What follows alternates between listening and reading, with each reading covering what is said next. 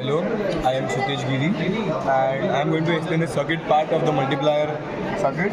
So what we have here, from the power supply we have taken the minus 12 volt and plus 12 volt and supplied it to the analog system lab kit, and then we have given the input at the pin X1 and pin Y1.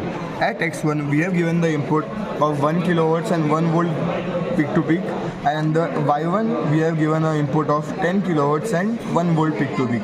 And then both the other pins we have connected to ground, and even the X2, Y2 and Z2 pins are connected to the ground parallel to the main power supply here, as you can see. And the Z2 pin is connected to the out pin, as you can see here, for the feedback.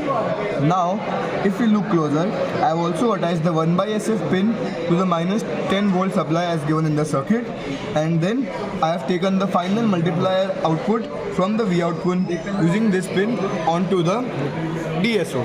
This completes our circuit. Thank you. I'm Vinod Kumar Reddy. In this circuit, we have given 10 kilohertz and 1 volt peak to peak at Y1, and 1 kilohertz and 1 volt peak to peak at X1, and you can see multiplier output in the DSO. Thank you. My name is Kshitij Ingles. So we have supplied F1 equal to 10 kilohertz and F2 equal to 1 kilohertz. So F1 plus F2 we will get 11 kilohertz and F1 minus F2 we will get 9 kilohertz. So to recheck it, we go in the FFT mode and then we go in measure and type frequency.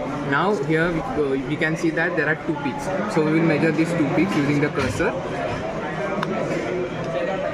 So as you can see, the first peak is 11 kilohertz, which is F1 plus F2, and the second peak should be 9 kilohertz. Yeah, you can see it's 9 kilohertz, so it's F1 minus F2.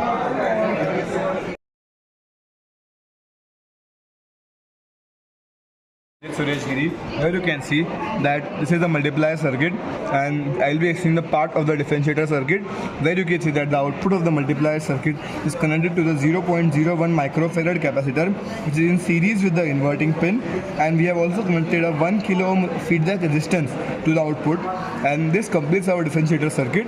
And the output is connected with this pin to the DSO, where you can see the output of 20 kilohertz. I'm Vinod Kumar Reddy. Today I am going to explain about circuit diagram of the differentiator circuit. As we can see here, we have generated the two frequencies from the signal generator, which is 9 kHz and 11 kHz, which we have to multiply. Then we have two inputs here, two input components, which is F1 minus F2 is 2 kHz and F1 plus F2 20 kHz. As this is a circuit for high pass filter, we have seen that it is countering this capacitor for the first time. So we have concluded that it is a high pass filter. Now we have to find the cutoff frequency. So we are taking the C is equal to 0.01 μF and R is equal to 1 kilo ohm. Then we use the formula for cutoff frequency is equal to 1 by 2 pi RC. Then we will get the cutoff frequency as 16 kilohertz.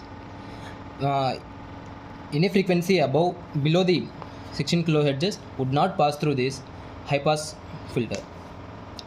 Any frequency above the 16 kilohertz only will pass through this output, that is F1 plus F2, which is equal to 20 kilohertz. Thank you. We are passing 9 kilohertz as F1 through channel 1, and in channel 2 we are passing 11 kilohertz as F2. We are passing these signals through this circuit. So in the output we should get 20 kilohertz, which is F1 plus F2, as it is a high pass circuit. So we will check this through the DSO. So in the output we can see that we are getting a cosine wave. So we are getting a cosine wave because because we have passed sine wave through a differentiator circuit, and we get a cosine wave. So, and the frequency of the cosine wave is close to 20 kilohertz, which is the original addition of our F1 plus F2. So it verifies our assumption that differentiator circuits are high pass filters. Hello. So as you can see here, this is our output, and we have only one frequency, which is 20 kilohertz. As our inputs are 9 kilohertz and 11 kilohertz, so F1 plus F2 is equal to 20 kilohertz, which is to the higher frequency. So in the high pass filter only that frequency is visible, and we can also prove this with the help of FFT, as I will do here. First we'll adjust the scale of the FFT, and now you can see that with the help of cursor we can evidently prove that the frequency is 20 kilohertz, which completes the idea that it is the higher frequency which is passed.